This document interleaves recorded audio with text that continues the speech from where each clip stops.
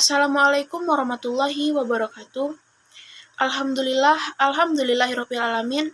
Wassalatu wassalamu ala asrofil anbiya'i wal mursalin wa ala alihi wa ashabihi rasulillahi ajma'in. Amma ba'du. Pertama dan utama sekali, marilah kita ucapkan puji syukur atas kehadirat Allah Subhanahu wa taala yang telah melimpahkan rahmat dan nikmat serta karunia-Nya kepada kita semua sehingga kita dapat hadir berkumpul menyaksikan video presentasi saya pada hari ini. Sholawat beriringkan salam tidak lupa pula kita hadiahkan kepada junjungan kita yakninya Nabi besar Muhammad SAW dengan hantaran kata Allahumma sholli ala sayyidina Muhammad wa ala ali sayyidina Muhammad. Langsung saja, saya Angelika Destila Hamdani dengan nomor NIM 22002077. Saya berasal dari Departemen Administrasi Pendidikan. Di sini saya akan melakukan video presentasi guna untuk melengkapi tugas dari mata kuliah Kepemimpinan Pendidikan. Pada video kali ini, saya akan menjelaskan materi terkait dengan gaya kepemimpinan.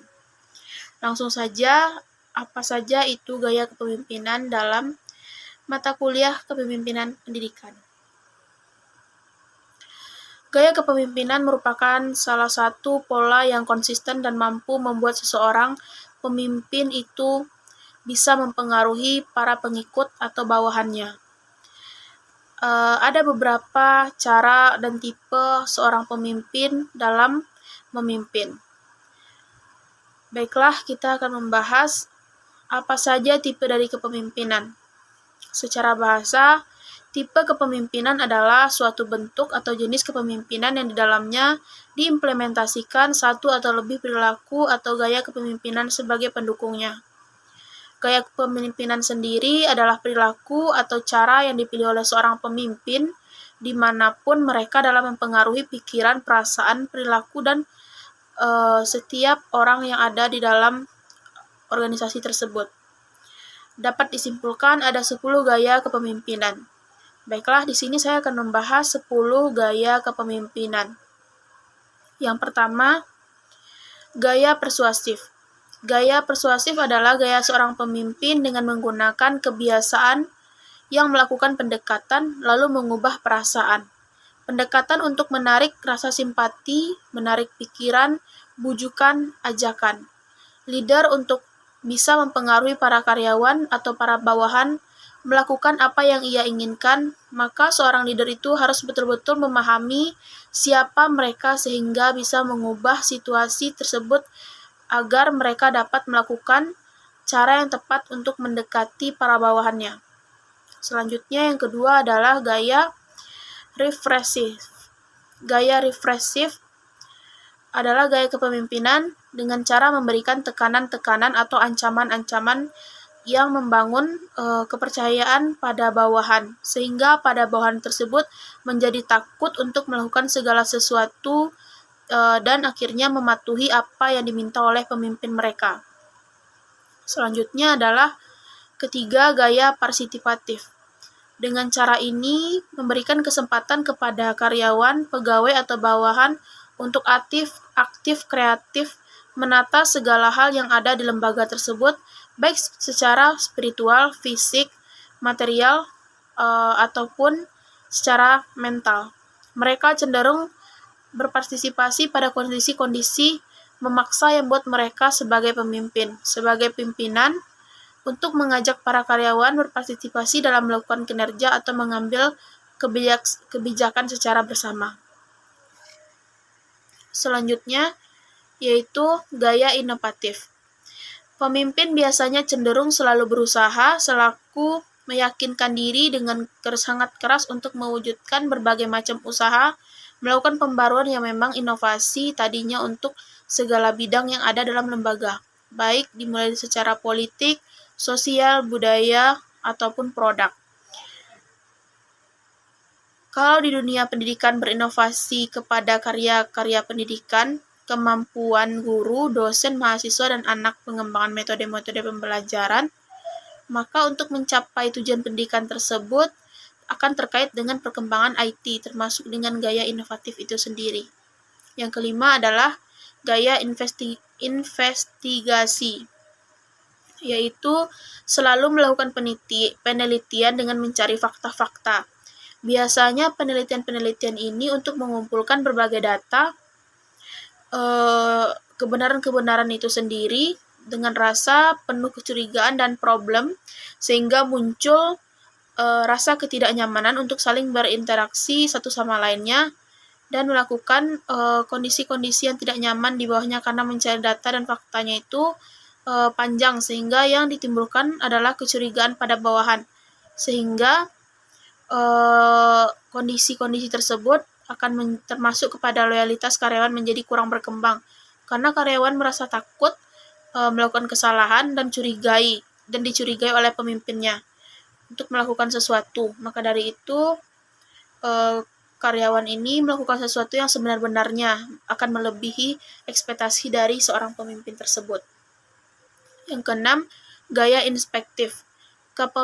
Pemimpin melakukan berbagai macam cara atau kebiasaan dengan sifat protokoler. Kepemimpinan dengan gaya ini menuntut penghormatan, rasa hormat yang berlebihan dari bawahan atau pimpinan yang senang dihormati atau dipuji. Yang ketujuh, gaya motivatif.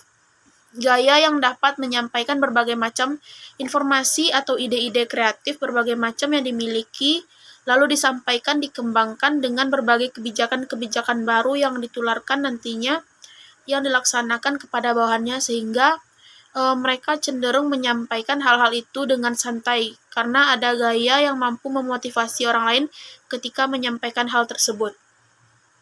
Yang kedelapan adalah gaya naratif.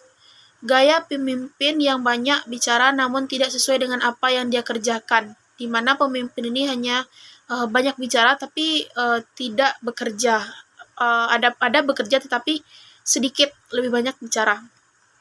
Yang kesembilan adalah gaya edukatif, di mana gaya seorang pemimpin yang selalu melakukan berbagai pengembangan di berbagai kondisi yang ada kepada bawahan atau karyawannya dengan memberikan pendidikan melalui keterampilan, pendidikan formal atau informal kepada bawahannya, sehingga bawahannya ini memiliki wawasan dan pengalaman yang lebih baik dari waktu ke waktu.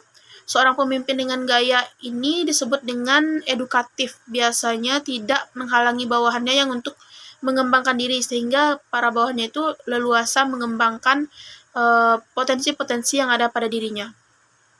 Dan yang ke-10 adalah gaya retrogresif.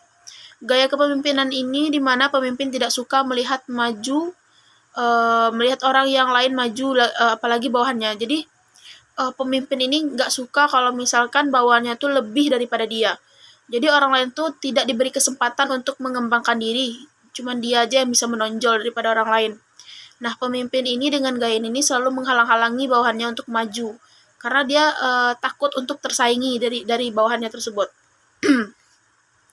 Lalu ada beberapa pendapat lain tentang gaya kepemimpinan ini. Yang pertama tuh ada gaya kepemimpinan visioner, di mana pemimpin visioner ini memiliki kemampuan yang kuat untuk mendorong kemajuan atau mengantarkan perubahan-perubahan dengan menginspirasi para karyawan dan mendapatkan kepercayaan melalui ide-ide baru. Seorang pemimpin visioner ini biasanya mampu membangun ikatan organisasi yang kuat. Mereka tuh biasanya berusaha menumbuhkan rasa kepercayaan dari bawah-bawahannya tuh atau secara langsung. Nah, gaya visioner ini sangat membantu untuk organisasi kecil agar mampu bisa berkembang pesat dan menyaingi perusahaan-perusahaan lain. Karena gaya visioner ini pemimpinnya itu memiliki kriteria yang gigih dan berani, strategis, berani mengambil resiko, inspiratif, optimis, dan juga inovatif. Manfaat dari gaya kepemimpinan ini adalah kepemimpinan visioner ini dapat membantu perusahaan tumbuh untuk menyatukan tim dalam perusahaan serta mengganti praktik yang sudah ketinggalan zaman. Namun ada tantangan untuk gaya kepemimpinan ini karena pemimpin visioner mungkin kehilangan peluang karena begitu fokus pada tujuan yang lebih besar. Mereka dapat mengorbankan menyelesaikan suatu masalah saat ini karena lebih berorientasi pada masa depan, tapi anggota tim ini akan merasa tidak didengarkan.